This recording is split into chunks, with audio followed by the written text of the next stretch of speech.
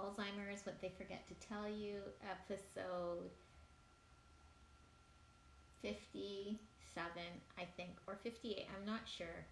Well, how can you not be sure? Because I'm so discombobulated lately. Ooh, that's a big word.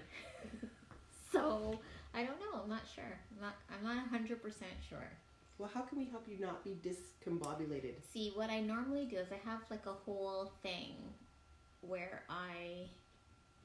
as soon as we're finished, I upload it to Podomatic, which is the podcast platform.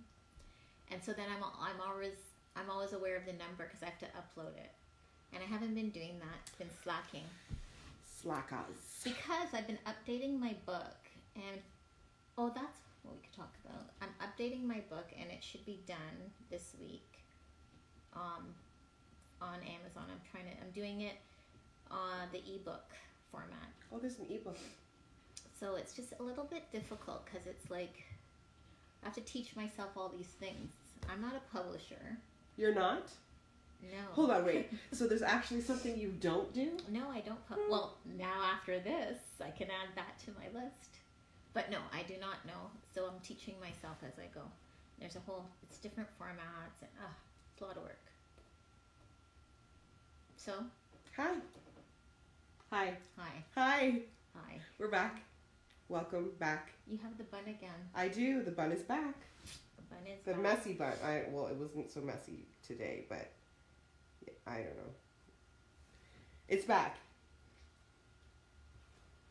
And you have the... What? Not bun today. No bun. No bun. So, welcome back to episode 57 or 8. Or 9. We will make sure we'll know for sure next week. Yes. We were supposed to have a guest this evening, and that got canceled. So, we want to talk about a couple things. Well, she doesn't really want to talk about a couple things, but I think it's necessary because it's part of the journey, and there could be some other people right now experiencing something similar or about to experience something similar, and it's always good to know signs and different things to do with the subject of seizures. So your mom had another one yesterday. Mm-hmm. And this is probably, we've lost count because this is happening a lot.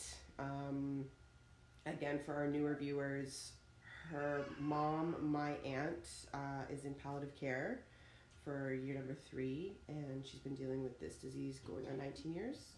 Yeah, but she's past 3. Oh, it's past now. Yeah, we're into the 4th year. 4th year of palliative, if that's even...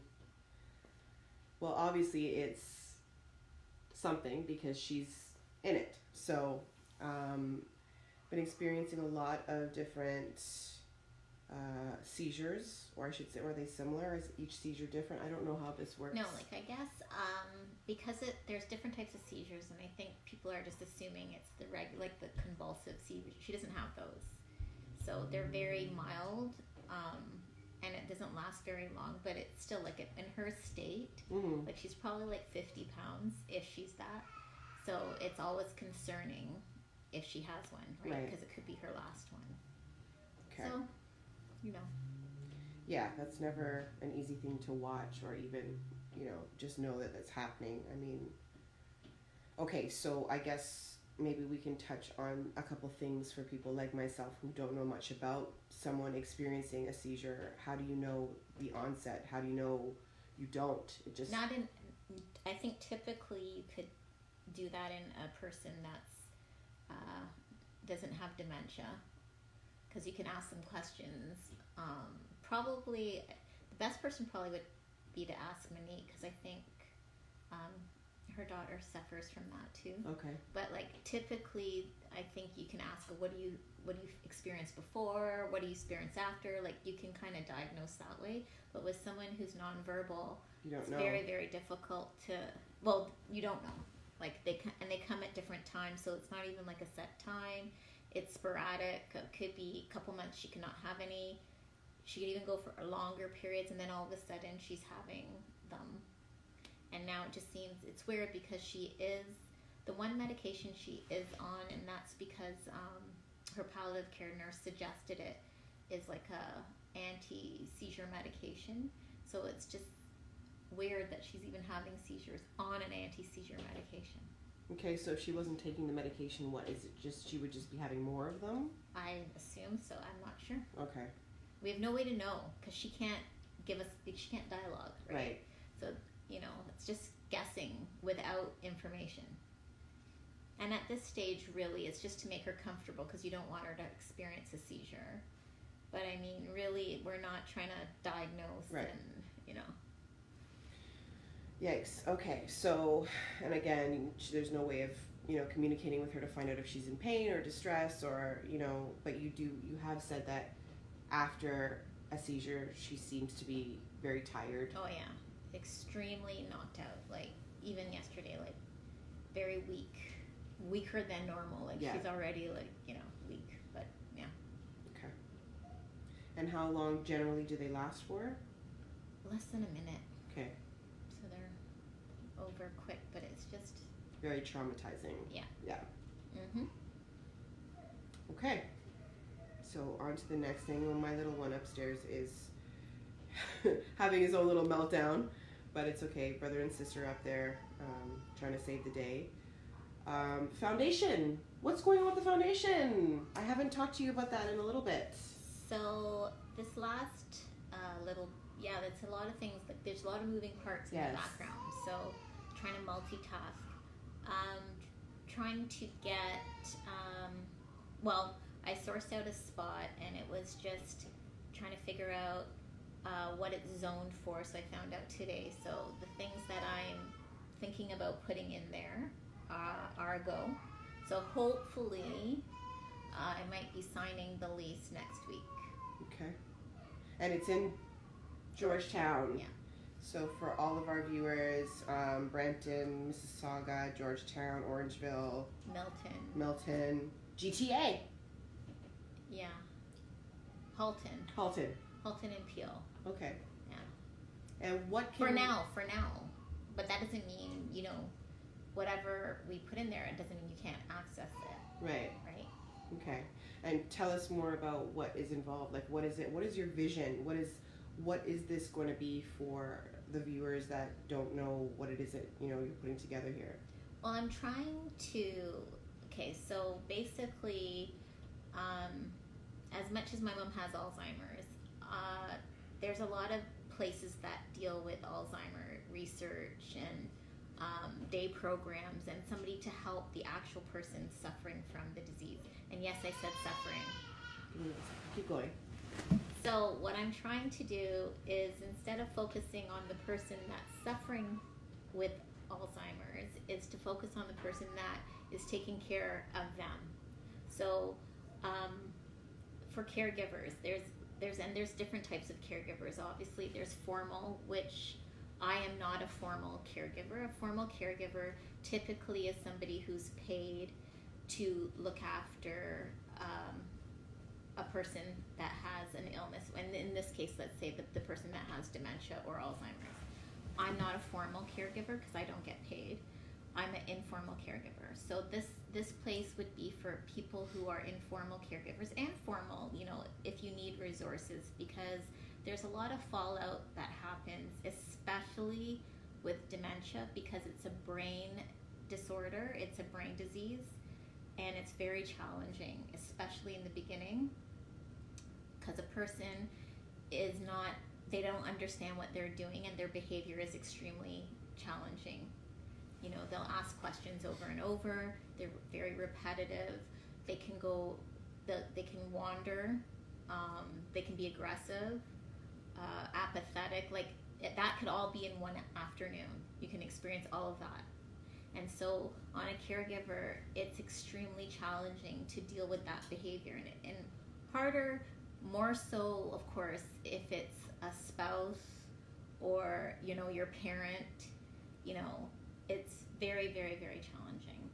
So it's a safe space for a caregiver to vent, because a lot of times, you feel guilty about complaining, but you are human. So I wanted to start a foundation to get caregiver supports because there are none. Like the government doesn't supply. I know people, a friend of mine even yesterday, he goes, hey, do you know about that caregiver credit? Yeah, I've known about it for 19 years, but I cannot access it. It's very convoluted, and I haven't been able to access the caregiver credit, even though I am looking after my mom in that capacity. There's all of these stipulations that go along with it. So this is a foundation to get caregiver support. So like I try to get respite care for them because the government supplies very little hours. So a lot of the time you have to pay out of pocket for care if you would like to care for somebody in your home. There's no subsidies for that. That's crazy. And it's super expensive. I mean, some of the costs that you were telling me that you have had to incur just for basic minimum things that your mom needs, it's like not everyone can do that, you know. It's and people think there's not even like I don't know what people think, but there's no option. I don't know, I guess the worst case scenario would be that you would have to go on assistance if you couldn't work, but there's no employment credit to when you're taking care of somebody. Right. It's not like that. There's nothing. So if you work, you have to provide care for your loved one out of pocket. So this is why, and of course I did all the stats, I did the research. Caregivers save the healthcare system billions of dollars. So if people weren't looking after or putting these supplementary hours, I don't know, it would really the devastation of the economy would be like we would be devastated by the amount of money that the government would have to shell out if there weren't people taking care of their parents or loved ones at home. Right. And I don't think caregivers get enough credit. They don't. Well, it's not even, you don't think, they absolutely don't. You know, and it's bringing awareness to this because it needs to be addressed. This needs to change. Well, and then you get, and we met people along the way. So then you get people who now their loved one has passed on, and let's just say you've spent a significant amount of time taking care of that person. So in Bill's case, right, like he took 5 to 6 years, like looking after his mom. He's an only child, and now he's displaced from the workplace because that's 5 years of his life. And now, you know, he's depressed. He has now his own health issues because that's what happens when you're a caregiver. You're last on the list. Worse for me or anybody in the situation like the sandwich where you're a parent and you're looking after your parent because you're definitely last. So then your health suffers. You go through depression, alienation, because a lot of the times, you know, your friends don't really understand. They can be kind of empathetic, but they really don't get it. And then typically what a caregiver will do is just isolate. And, you know, Bill and I have spoken about that. You know, you don't have any friends to go out with. Because your situation is so different. Right. And you don't want a sympathy party, you know. So you go through, as a caregiver, you really go through a lot. So when your parent passes, then you're displaced, and then now what? What do you do with your life after? You have to pick up the pieces on your own. So it's just getting caregivers the supports, like maybe grief counseling, counseling to discuss their compassion fatigue and their burnout, what they'll experience along this journey. And I don't know. This is why I know it's much needed. There is no foundation out there for caregivers at all. Like there's foundations that do caregiver research and compile stats, but that's not what we need. We already know there's an issue, so we need to get things done. Like so stuff for us and the Alzheimer's societies. I know they have support groups, and I had a talk at Amica on Saturday, and same thing, like there's no counseling. So, you know, they have support groups, and they asked me, you know, did you take advantage of those support groups? I don't even think that they had support groups at the time when my mom was diagnosed, but even if they did, personally, I will not want to go into a group to discuss your problems too. Like, that would not be helpful to me. When I'm going through my own thing and it's individual, I don't want to hear about your, I don't want to feel worse about myself. Right. Like, maybe you have it worse than me, and then, compare who has it worse. That wouldn't be helpful, a group support. But that's me. I just think one-on-one counseling, and I can tell, because after the talk, individually people were coming up and asking me things, because they don't feel safe, right. in a group environment to ask these questions. Well, it's personal and it's right. unique, and you don't want to talk about your husband, or you don't want to talk about your wife, right. and you don't want to talk about it in a group setting, because again, it's stigmatized. So, anyways, that's my little spiel of why. So, in terms of this foundation opening, do we have a date? Do we have, what can we do? No, we don't have a date. Okay. I'll know once I sign the lease of when I can look at the dates. Okay, and how can we help speed up that process? Well, we could donate to the foundation. Okay. That would help. Perfect. So, again, we're doing the beanie campaign still, right? Beanie campaign, and it's perfect time because it's freezing out there. Yeah. How much are the beanies? $25. $25 for a great cause. And you can leave a message for Karen or for myself. DM, you can put DM, well, we did this last week with the DM. Direct message. In the inbox. You can leave us a message and we will definitely get your order in. We can custom make your order, give you all the details. Just leave us. Yeah, you ordered the color hat and the color logo you want. It's up to you.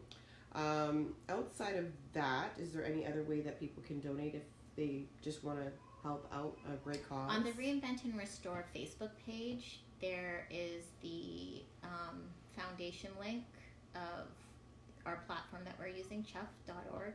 Okay. And it will take you right there, and you can donate directly. Or you can e-transfer to Reinvent and Restore Foundation at gmail.com, because it goes right into the foundation bank account. Okay, perfect. That's set up. Let's get this done, guys. It's a really great cause. And you won't know until you need it. So try to be a little bit proactive rather than reactive. Yes. Because, you don't want to be me 19 years in. Don't be me. Don't be me. Although you look really fabulous. Like you're looking fierce and fabulous. Okay, right. But that's not... You should have seen. No, you don't want to see. You don't want to see. You don't want to see when I couldn't get out of bed. You don't want to see that. Yeah, no. Let's not do that.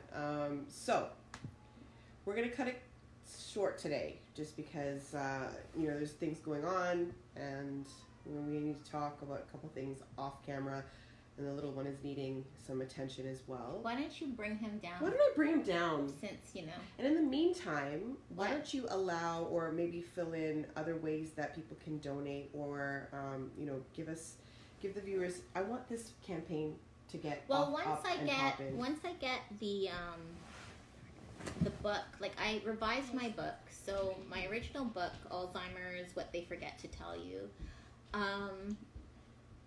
it was available. It's available right now. Barnes and Noble, Indigo, Amazon's, all the Amazons. But I revised it with updated information, and I've added to it because when I wrote it, I think I was 13 years in, and it was published in 2014. So I have now, the journey has extended to 19 years. So I have a lot more information, and I've updated the information because some of it's not relevant in today's world. So I've also, last year was published my second book, which is Dementia and the Brain, What They Forget to Tell You. And it is a German publisher. And so I'm going to republish that book on Amazon as well, so that people have more access to it. I think it's a very relevant book. Talks about It talks about a more textbook-ish version of dementia and the brain, and how you can actually get dementia. There's a few preventative, there's a bit of information on preventative ways that you can kind of alleviate dementia. I'm just a little bit distracted right now because, there's a baby on board. Yes, we do what we need to do. We're getting it done. So the second, and I'm just going to talk off camera just so that, we can keep this going, but the textbook that you had said, this was the second book that you wrote, right? Yeah. And that is available on... It will be. Will be. Because right now it's a German publisher and it's in euros, so it's not very... Conducive for here. Yeah. Okay. So I'm going to try to bring it to this market. Okay. And then you already covered on how we can get What They Forget to Tell You on Amazon. But even though I wouldn't get it right now, I'd wait. Okay. And part of the proceeds I'm going to be putting to the foundation as well. Perfect. I really want to get this foundation up and popping. I really do. I think it's essential. I think it's something that everyone can benefit from, especially caregivers. That's what And people can once I put it, you can download it.